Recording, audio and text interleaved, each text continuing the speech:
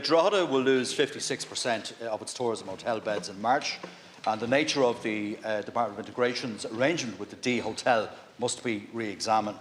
The town of Drogheda, as you know, Taoiseach, has a long and proud history of social solidarity, of tolerance, of pluralism, and that continues. And for the vast majority of the people of my town, this was only and ever about the loss of key hotel beds. And here is the evidence. On Saturday, the far right organised a protest in my hometown.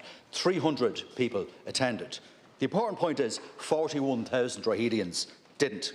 Now, the economic impact of this decision is very real, and evidence shows a loss of at least €5.4 million in revenue locally. There needs to be a mitigation package. As you know, Taoiseach, I proposed last week that a dual-use tourism and international approach should come into play, and I want to have your views on that.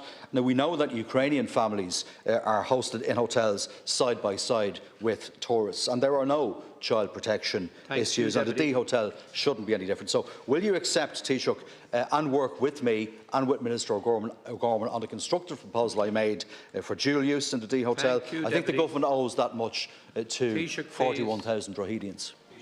Thanks, Deputy. I think Drogheda is a great town. It's a town I've a personal affection for, because when my father came to this country, dragged back to Ireland by his Irish wife, he needed to find a job. And found it hard to get a job, but found a job in Our Lady of Lourdes, working in the paediatric service there, and always speaks fondly of that town and the people who live there. And I know it's a welcoming town to migrants.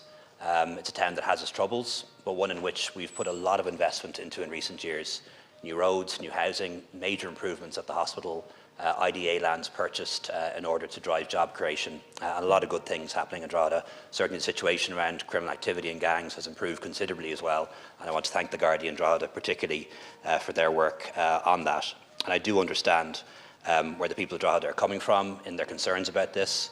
I want to pay tribute to the 3 TDs from Drogheda for the approach you've taken, and also to the councillors in Drogheda Borough for the approach they've taken. Their credit to their town. What I just want to say in relation to this deputy is Minister Gorman is meeting the Chamber of Commerce and the bids today. He's going to meet the councillors tomorrow. We want, if at all possible, we want to use a dual-use option for the D Hotel. Done in my constituency, done in Dundalk. It can be done. We think that's the best solution. We're not sure that the operator will fully cooperate, and there may be issues around child protection and so on. I'm sure those things can be sorted out, and we want to, and that would be the best outcome, I think, for Drogheda. And just finally, I heard about the protest, and I understand that during the protest, which was a far-right protest, people from the town were asked to come up and speak, and they couldn't find very many. I think that says a lot.